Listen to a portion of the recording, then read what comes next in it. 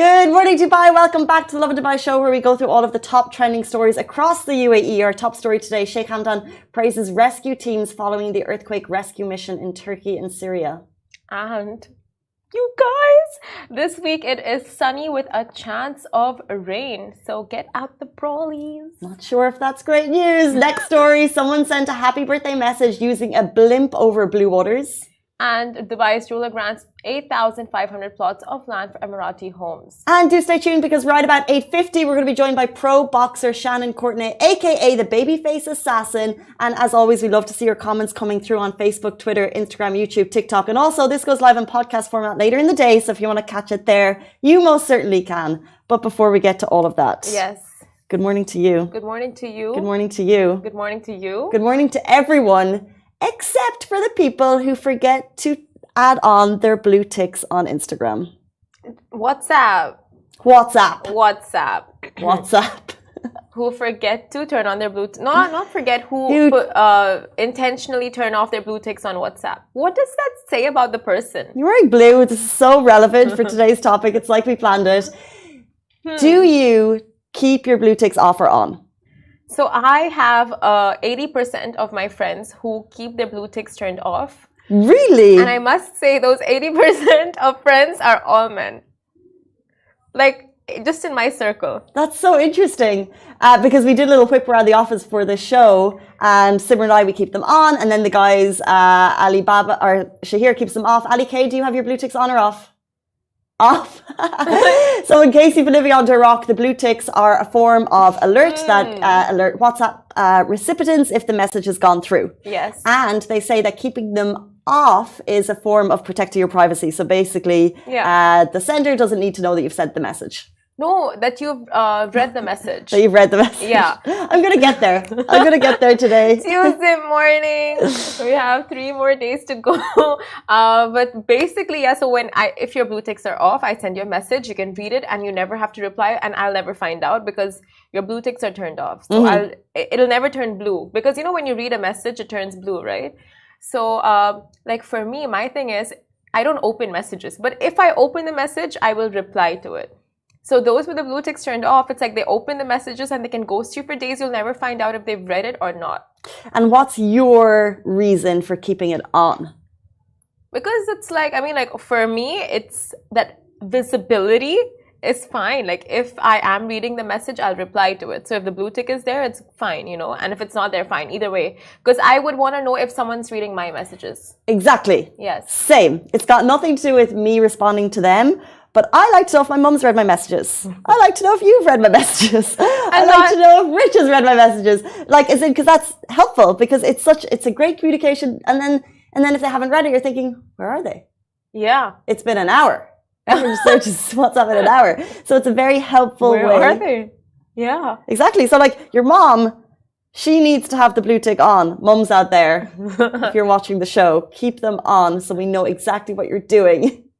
Every second of the day. Wow, how the roles have reversed. I know. Before it would be like moms going like, listen kids, we need a tracker installed in your body and have an app so we can check exactly where you're going at all times. And now it's the complete opposite after a certain age. Now I've slipped an Apple tag in my mom's bag. She doesn't know.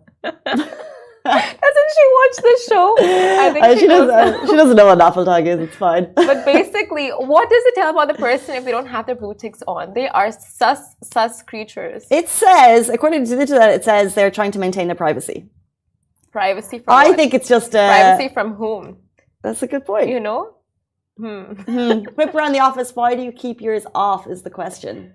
You guys, let us know in the comments.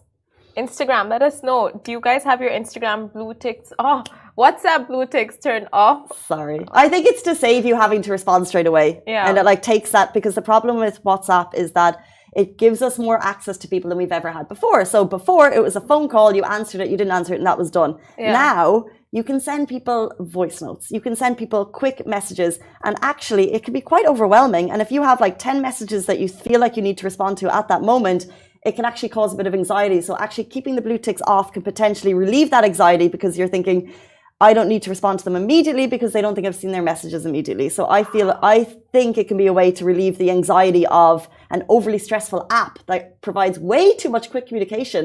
Like, let's get rid of all of them. Let's just go back to the telephone, you know? Okay, at one point I was just going to say that's such a balanced, diplomatic, and thought out answer. And then he just went into like, forget all the apps and let's go back to telephones. And I'm like, never mind. Let's just jump into the top stories. I think our top story today, His Highness Sheikh Hamdan praises rescue teams following earthquake rescue mission. So Sheikh Hamdan bin Mohammed bin Rashid Al Maktoum, Crown Prince of Dubai, yesterday met with the teams of the search and rescue of Dubai Police and the Dubai Corporation for Ambulance Services at Expo City. Now, these teams took part in Operation Gallant Night 2 in the Turkish city of Kahramanmaraş. So Sheikh Hamdan praised the heroic role and high levels of efficiency of the teams from both entities who joined the UAE search and rescue crew as part of the operation to support people who were affected by the devastating earthquakes that recently hit Turkey and Syria. The teams took part in the rapid response, recovery and rehabilitation stages of the operation. And during the meeting, Sheikh Hamdan was briefed by Colonel Khalid Ibrahim Al-Hamadi, the leader of the search and rescue teams, about the team's rescue operations in the cities which were heavily affected by the earthquake. And during the meeting, the Dubai Crown Prince highlighted the UAE's commitment to providing humanitarian aid to those in need in times of adversity, guided by the ideals of the late Sheikh Zayed Al Sultan Al Nahyan, and remains committed to providing a helping hand to communities among the world facing crises. So I think it's just a massive thank you to the teams who have returned. I know it will be a very special moment for them to have been praised directly by His Highness the Crown Prince of Dubai. So it is a massive thank you for all of us to going representing the UAE and really helping in the time of need. And also a big thank you to all the communities that have contributed. And of course, like, it is such a clear example of leading by example.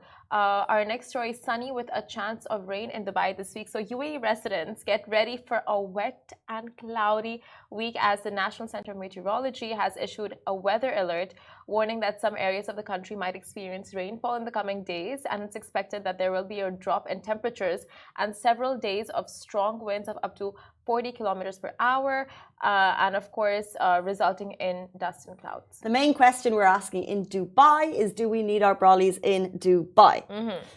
There's a high possibility of rain every day until Friday. That's in other parts of the country, and some parts experiencing limited visibility due to fog. Motorists across the country, be aware, you have been warned to drive carefully. Follow information boards for speed reductions on the roads, and just take care. Also, if you want immediate updates on the weather, the NCSM on Twitter are very quick. They give you the exact updates of where it's raining and when. There's rain in the Al Dhafra region. There's rain in different parts of the Abu Dhabi, more towards the Saudi coast right now, but we can expect more. So the concerns that summer is coming, calm them. It's not coming. Cold snap is coming. There's a cold snap coming. There's a cold snap coming. Chillier. I won't say cold snap, that's too much. That's what you said, like before the show. It's always around this time of the year it cools down, but right after this cold spell is when things are just going to pump right up in terms of the thermometer. No, people just love forecasting the summer earlier than they need to in this country. Every conversation is, you need to get out because it's going to be summer. You need to get out because it's going to be summer. No, we have 8 amazing months. You don't know that. Okay? We have 7 amazing global warming months. is a real thing. We have such beautiful weather for 7-8 months of the year, but I think we're 7-8 months. We're so 4, 5. There's so much trauma from the summer that we carry it in to the beautiful months. Yeah. So then when the beautiful months come, we constantly think about the summer. So it got to 30 in the last 2 weeks, and everyone's like, oh, that's it, summer's coming. But no, cold snap is coming. And, we've got another good month or two.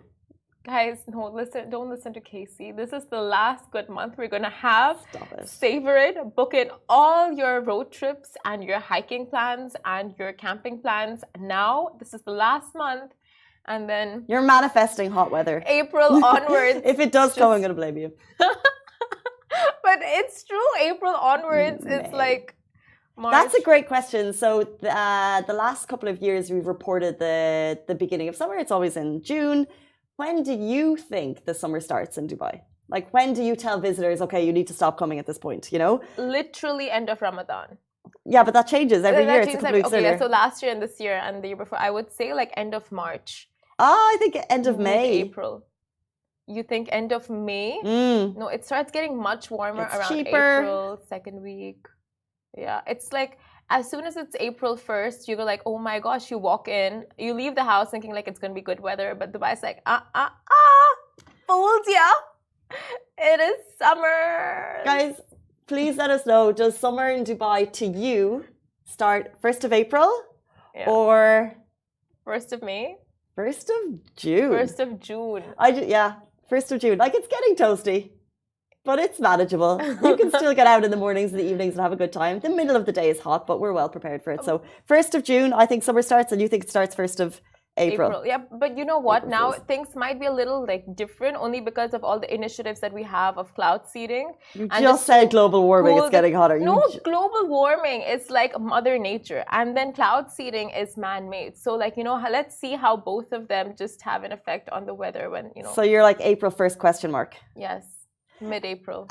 Speaking of a question mark, there was a question mark over Dubai yesterday. Who is Eugenia? Happy birthday to you, because you have just got the most spectacular birthday message. It was a blimp over blue waters. Some of the DMs that came through were amazing, and the comments. So someone said princess treatment only. Oh my God. Someone said the boys now have a lot to live up to. By the way, we don't know this is from a boy, just as an FYI. Someone else said this is from someone who got friend zoned. So these are just some of the messages of support and question marks to the anonymous big gifter who lit up Blue Waters yesterday with the ultimate display of affection. So a big yellow blimp was spotted over Blue Waters yesterday, wishing Eugenia a great, big, unmissable happy birthday. And the internet has a lot to say. Did you see the blimp? Were you impressed? Did you think it was too much? We had a couple of people messaging us pretending to be Eugenia. Like their name is Eugenia. So there was like a guy in the comments, I think his name was like Eugenio. He was like, thanks guys. Welcome. So a couple of Eugenias got in touch. Take the win. Happy birthday to Eugenia, a great big yellow blimp. I wonder if it was a surprise. Would you like to see come December, happy birthday Simran? Wow, when you put your name there, it's very real. Would you like to see that? Yeah, duh, obviously. Who would not? Who would give me a person who would give me one person who would not, and give me a sane person who would not like that? A sane person who would not appreciate that gesture. I don't know what to say. And somebody said, yeah, why not? Like, would you not appreciate that? I mean, if someone did it, you wouldn't say no, but I wouldn't choose it. It wouldn't. I don't think I need it. If your family surprises you with like a, we love you, Casey, a blimp in the sky for your birthday. Give me a voucher at the mall. Casey. Give me the voucher.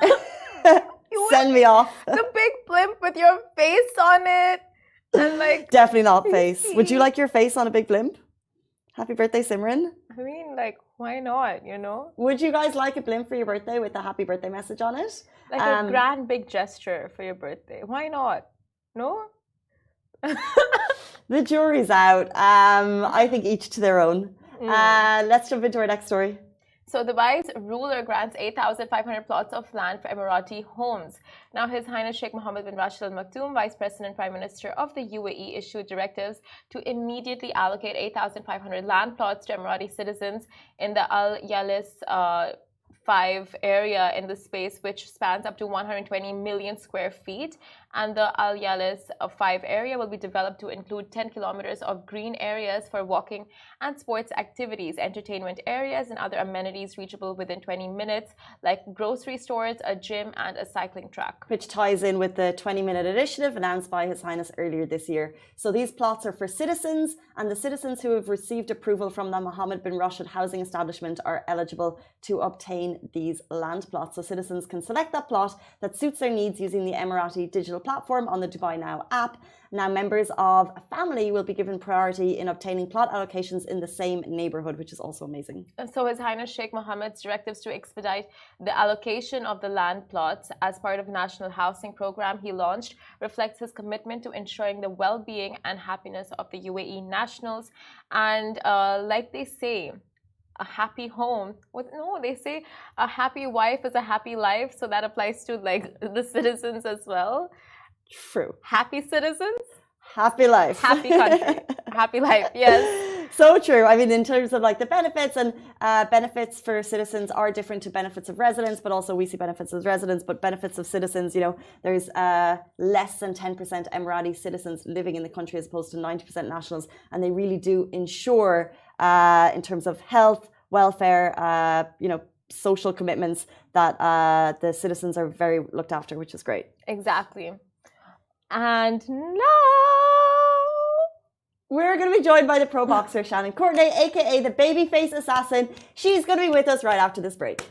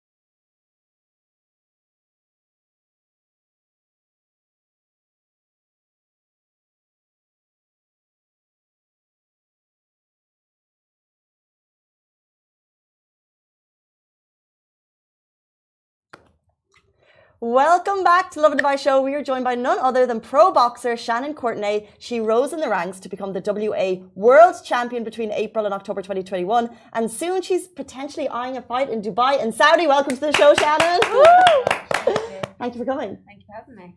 So you have the nickname Babyface Assassin, and I so see it. Like we were gonna ask you, like, how did that come about? But you can just see that. I never gave myself the name; it got given to me. But I'm getting on a little bit now, so I'm thinking if I want to keep this name, I'm gonna have to start with Botox, you know, keeping the young face going. But Tell us about your first fight. my debut.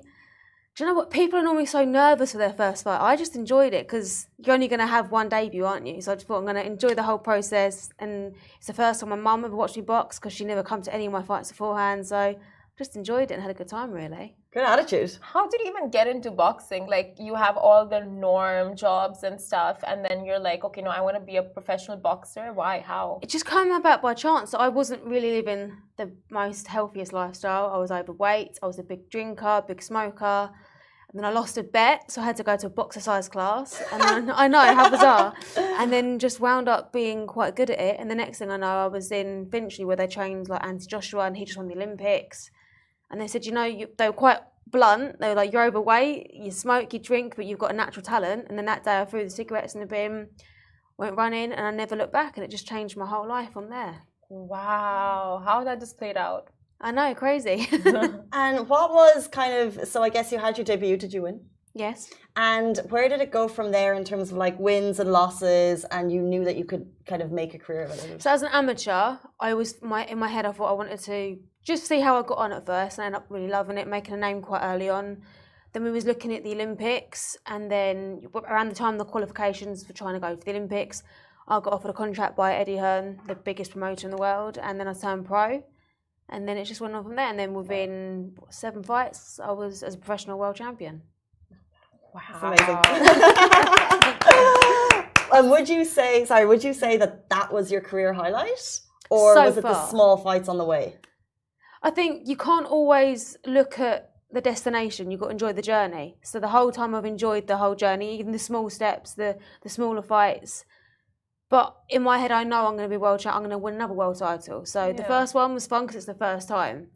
Next time I'll enjoy it more because I didn't take it all in the first time. So when I win another one, I'll enjoy it more. And the first time I won a world title was during COVID. There was no crowd. There was nobody there. So I'm celebrating on my own. So I think next time it'll be more special. Wait, a boxing match during COVID? How was that even allowed? So we got put into a bubble. So I had 3 fights during COVID where you get put into a bubble. It was just your team, no audience. Okay. Even my cornermen were wearing masks the whole time. Yeah, it was quite bizarre. Is the prep for those types of... Was the prep different? Was it more mentally challenging, do you think? Or was it the same? Probably easier because we got given athlete passes so we could travel wherever we wanted. So when you're in camp, it's very lonely. You're on your own the whole time for like 10 weeks and you see your friends out and about having fun. But during COVID, no one was having fun. So I thought, I'm not missing out. I'm just living life in camp, eating, training, sleeping. I wasn't missing out. So it's probably a bit easier, to be honest.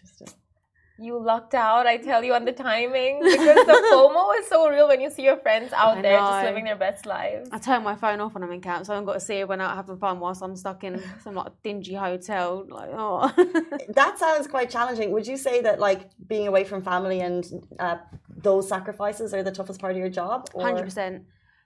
Everyone says, oh, why I do it so strictly where I cut everyone off, family, friends, I don't see no one, and everyone's like, why do you do it so strictly? But I think that's the best way to do it because it's such a hard job, you know, and you're getting punched in the head for a living. So if you're going to do it, you want to do it properly, don't you? You sound so disciplined, but like it's so much easier said than done. That you said that, you know, you threw away your cigarettes and you stopped drinking and you just, you know, got really like focused.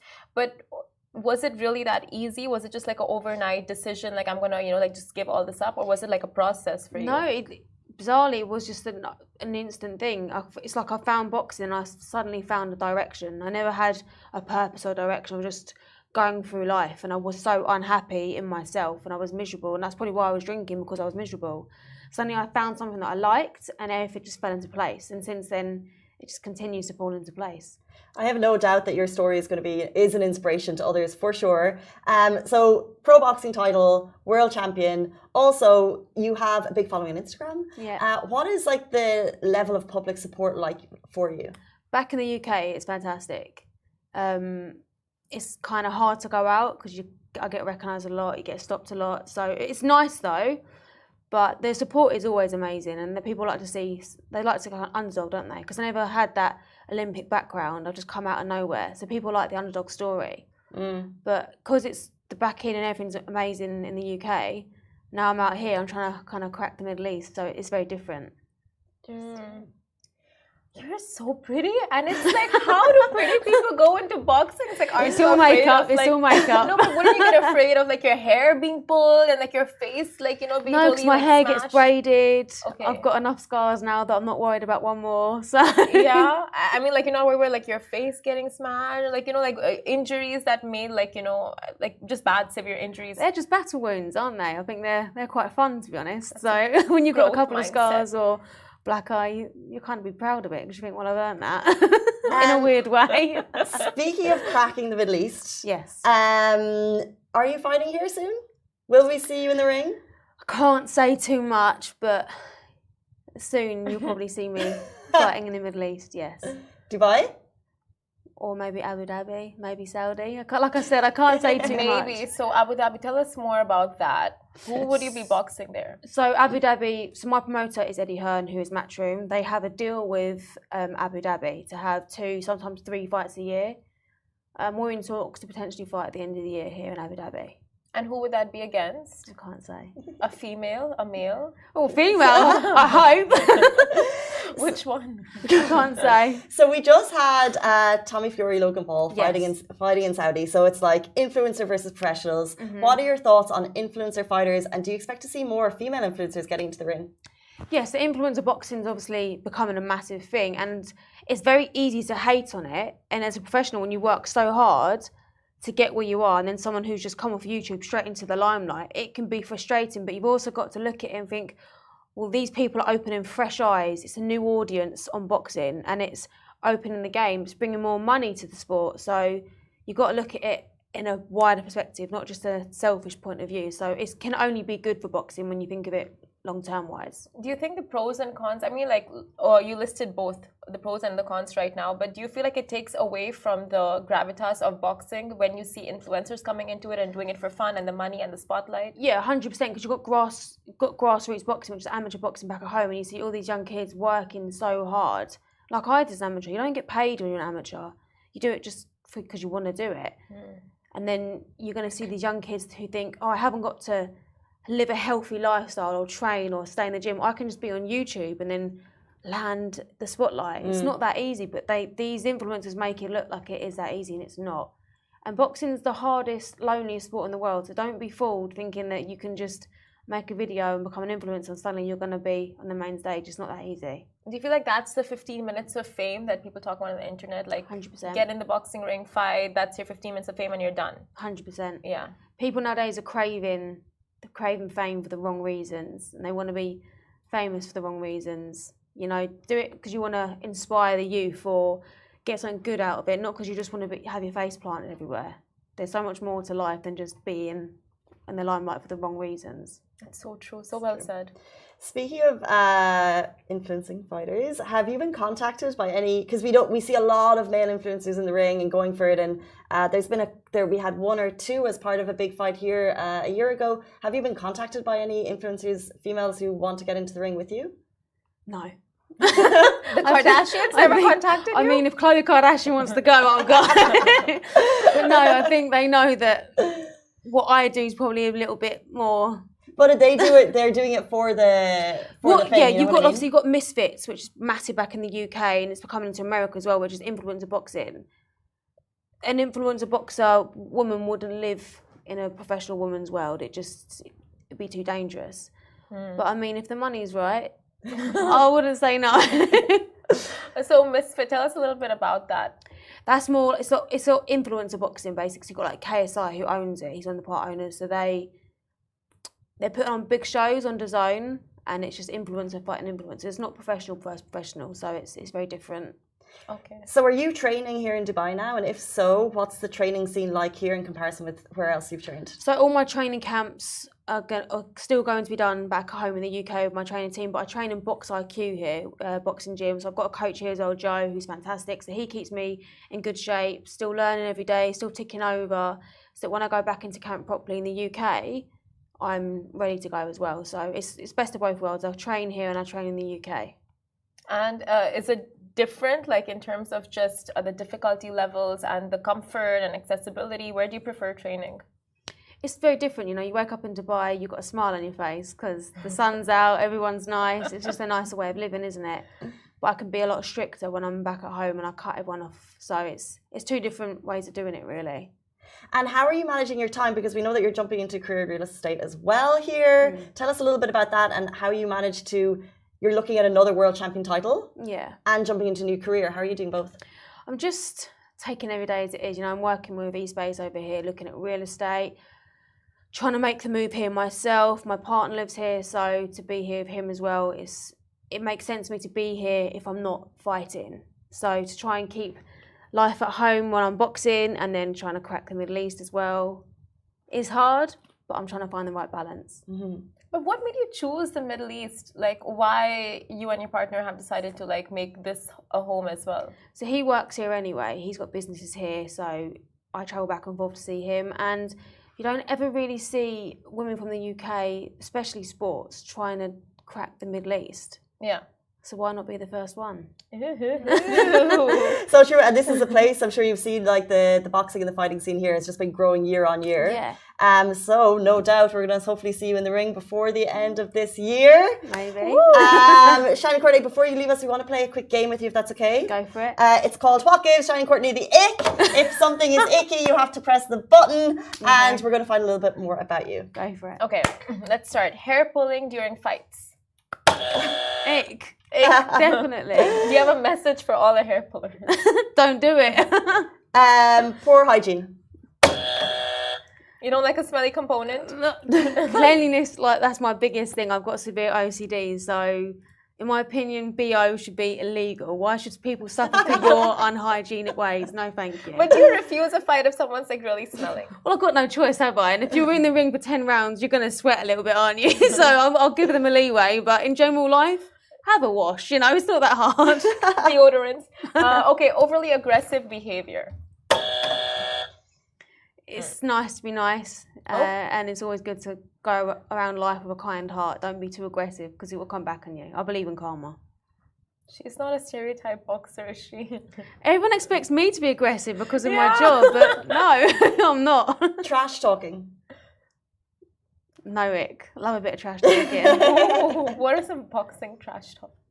You should try and get in each other's head a little bit so you can make them nervous or try and work them out. As long as you've got a solid core and you're not affected by someone else's words, trash talk's quite good. If you could trash talk us right now. Oh, we're not going there. Trust me. She has like a lineup of it. She's like, if we go, We we'll go. go. Coming back. Okay, bad sportsmanship. Yeah. I've been guilty of it myself. I lost a fight once and I didn't even do the interview after the fight. I just stormed off. I looked like a baby on TV, so put my hands up.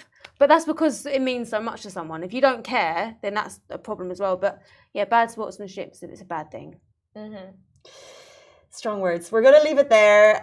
Shannon Courtney, an inspiration to everyone everywhere. Your journey has been incredible and your story is phenomenal. So thank you so much for coming to Dubai, sharing your story with us, and wish you the best of luck in your fights and also in your real estate career with Espas. That is all we have time for today. Thank you so much for joining us. Thank you. Thank you. Whoops.